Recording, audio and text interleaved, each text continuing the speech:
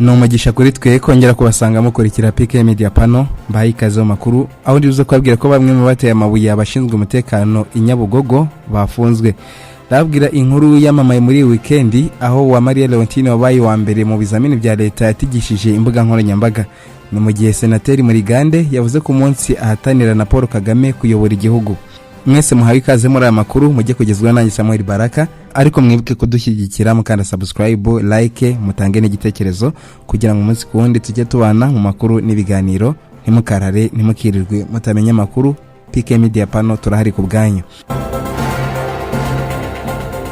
Reka amakuru yacu tuyahere kuri inkuru mbabwire ko wa Maria Leontine wabaye wa mbere mu bizamini bya leta yatigishije imbuga nkoranyambaga muri weekend.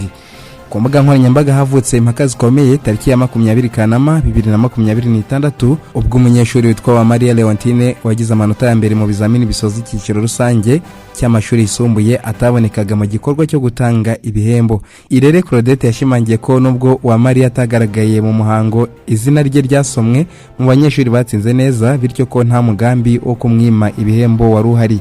Ati bamugezeho iyo haba hari ikigambiriwe kibi no kudashaka ko ahabwa ibye n'izina rye nta wari kwigera rivuga.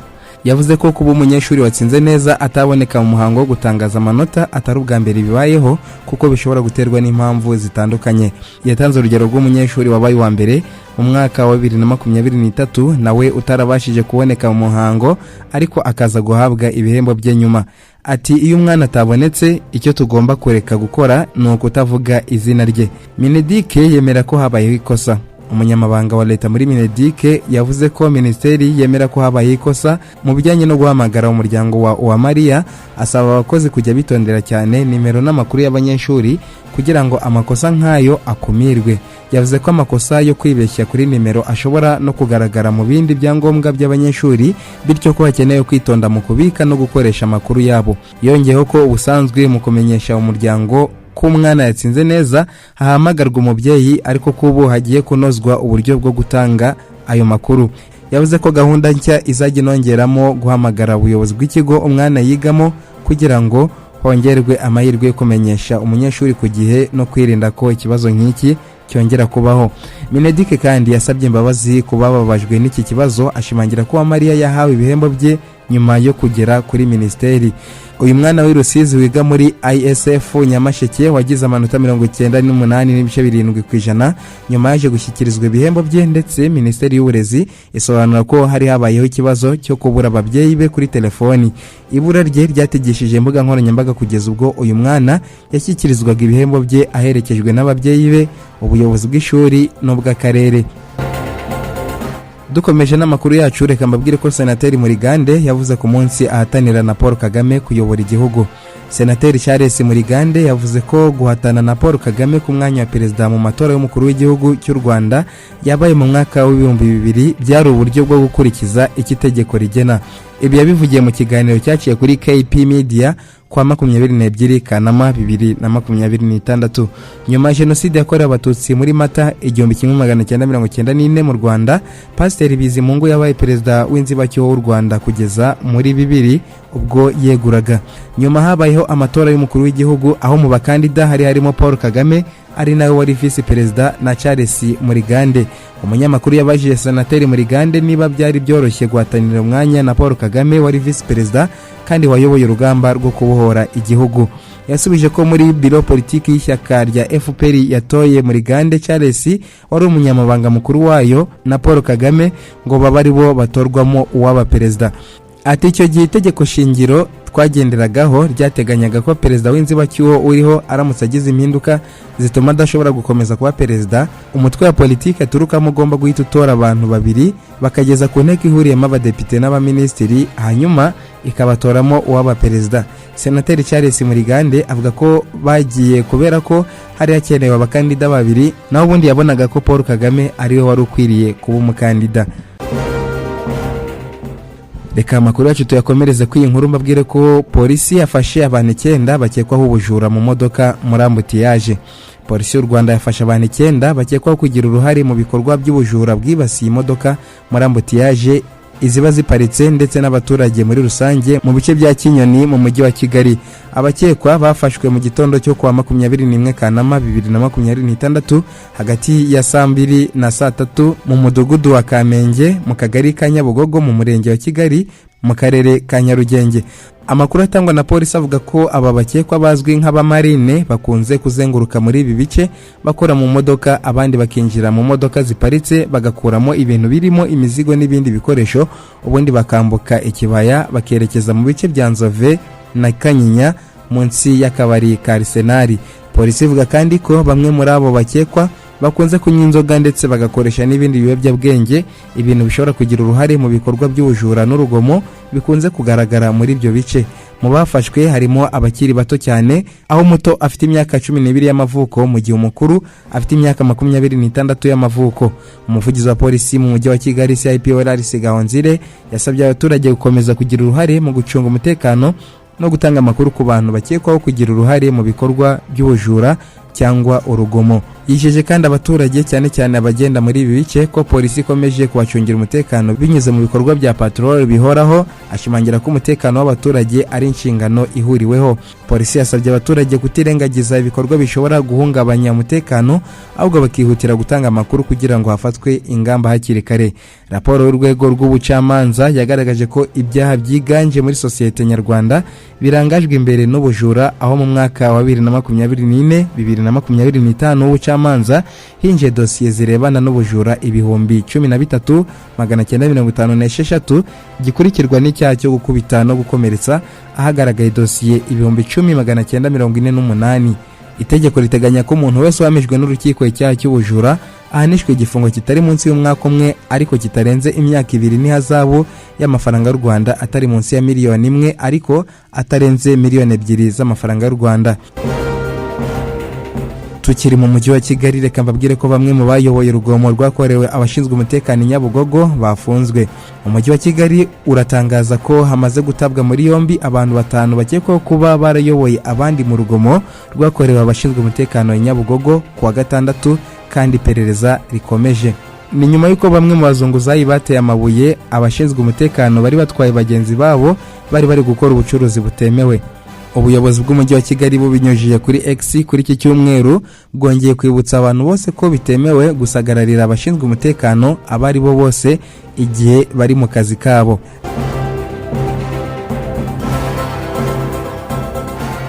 Reka dukomeza amakuru yacu mbabwiriye inkuru ivuga ko Musenyeri Musengamana yasabye ko yahabwa impinja z'abana bafunzwe akazirera.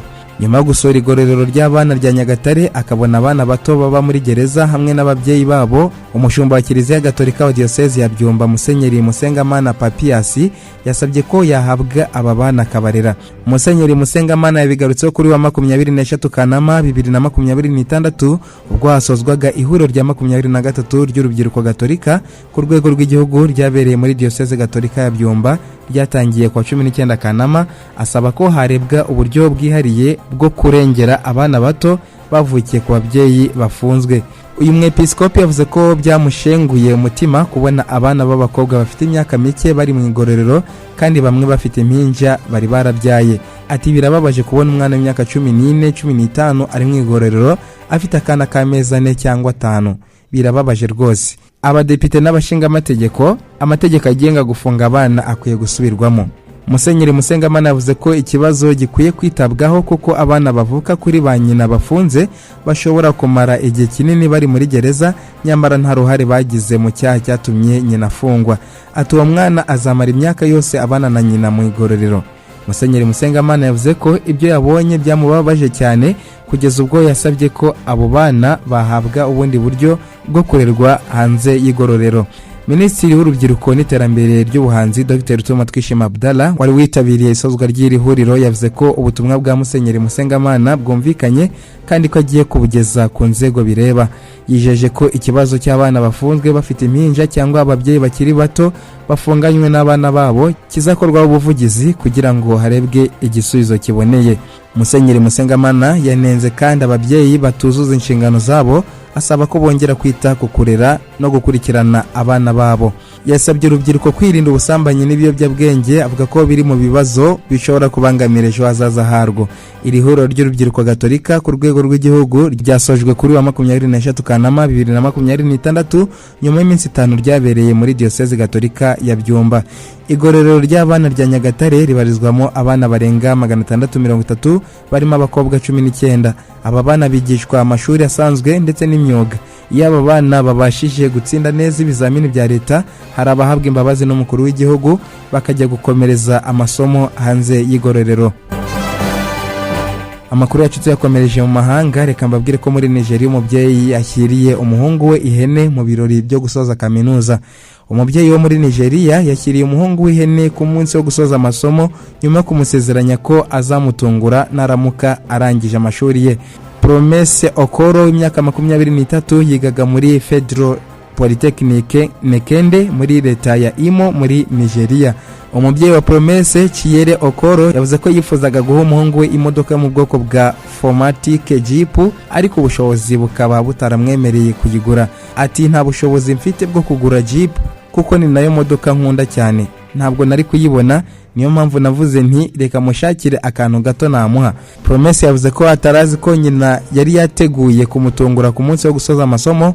Kumwe mu bo biganaga ari we wamuhamagaye amusaba kujya kureba nyina.